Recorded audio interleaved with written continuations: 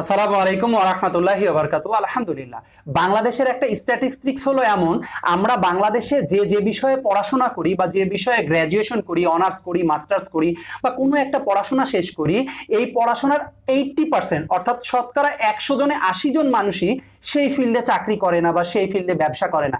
অর্থাৎ কেউ যদি ইংরেজিতে অনার্স বা মাস্টার্স করে, সে হয়তো চাকরি করে অন্য একটা সেক্টরে। কেউ যদি কম্পিউটার সায়েন্স নিয়ে পড়াশোনা করে শেষ করে, সে হয়তো একটা কোনো প্রতিষ্ঠানের যে অ্যাকাউন্টস অফিসার হয়ে কাজ করে।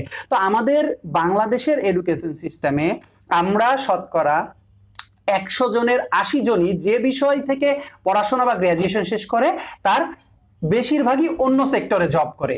তো আমাদের এজন্য আমাদের কি করা উচিত? আসলে আমরা অনেক সময় কি সোসাইটির চাপে, পরিবারের চাপে আমরা এমন বিষয় একটা পড়াশোনার জন্য বেছে নিই যেটা আসলে আমাদের পছন্দের না, আমাদের ভালো লাগার না, বা সেটাতে আসলে আমরা ন্যাচারালি দক্ষ না। তো আজকে আমি যে বিষয়ে কথা বলতে যাচ্ছি সেটা হলো third party feedback. Third party feedback বলতে কি বোঝাচ্ছে? আপনি কোন বিষয়ে ভালো বা আপনি কিসে দক্ষ, আপনার পরিচিত যে 5 জন 6 জন বিভিন্ন সার্কেল থাকে, বন্ধু সার্কেল হতে পারে, আত্মীয় স্বজনের সার্কেল হতে পারে এবং প্রতিবেশী সার্কেল হতে পারে, তাদের কাছে থার্ড পার্টি ফিডব্যাক নিন। আসলে আপনি কোন বিষয়ে ভালো, আপনি কোন বিষয়ে দক্ষ, তাদের কাছে কি মনে হয় বলতো? আমি কোন বিষয়ে দক্ষ মনে হয়েছে, আমার ভিতরে কোন গুণাবলীটা দিয়ে আমি কোন কাজে লাগাইতে পারি। এটা কি ব্যবসার ক্ষেত্রে হতে পারে, এটা কি কমিউনিকেশনের ক্ষেত্রে হতে পারে, নাকি আমি মানুষের উপকার করতে পারি, নাকি সমাজের কল্যাণ করতে পারি, বা আমি কোন জিনিসটাই ভালো। এরকম দেখবেন মাঝে মাঝে আমাদের আশেপাশের মানুষ আমাদেরকে কিছু ফিডব্যাক দেয় যে আব্দুল্লাহ, তুমি তো এই জিনিসটাতে অনেক ভালো, তুমি তো অনেক সুন্দর করে গুছিয়ে কথা বলতে পারো, তুমি তো অনেক সুন্দর লিখতে পারো, তোমার লেখা তো অনেক সুন্দর, পড়ে আমাদেরকে খুব ভালো লাগে, তো তোমার এই যে মানুষকে উপকার করো, তোমার এই উপকারের অভ্যাসটা খুব ভালো লাগে। তো এরকম আমাদের উচিত আসলে থার্ড পার্টি ফিডব্যাক নেওয়া। আমি ব্রিটিশ কাউন্সিলের একটা দেখেছিলাম, একটা ট্রেনিং অ্যাটেন্ড করেছিলাম, active citizen with leadership programme.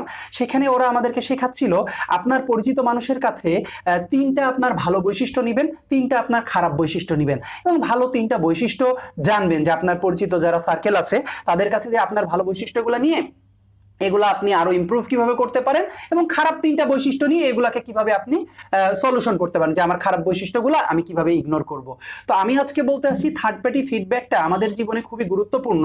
আমরা অনেক সময় অনেকগুলো বিক্ষিপ্ত চিন্তা নিয়ে ঘুরে বেড়াই, কি করব বুঝে পাই না। তো আমাদের এই পরিচিত সার্কেল থেকে যদি আমরা থার্ড পার্টি ফিডব্যাক গ্রহণ করি এবং সেইটা আমরা নিজেদের লাইফে ইমপ্লিমেন্ট দিই, সেই ফিডব্যাকগুলোকে গুরুত্ব দিয়ে সেটা নিয়ে অ্যানালাইসিস করে আমরা যদি কোনো কিছু করতে পারি, সেটা আমাদের জন্য অনেক কল্যাণ বয়ে আনবে বলে আমি মনে করি। কারণ এই সমাজের চাপে, সোসাইটির চাপে আমরা এমন সময় এমন কিছু করি যেটা আসলে আমাদের সেভাবে আমাদের ভালো লাগে না, আমরা জোর করেই করি।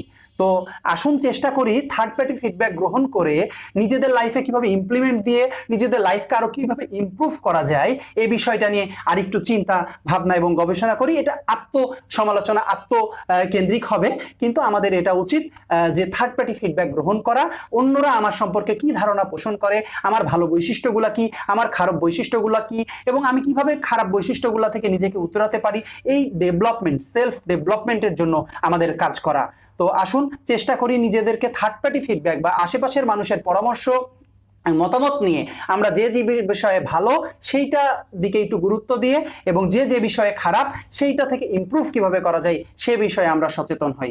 আসসালামু আলাইকুম ওয়া রাহমাতুল্লাহি ওয়া বারাকাতুহু।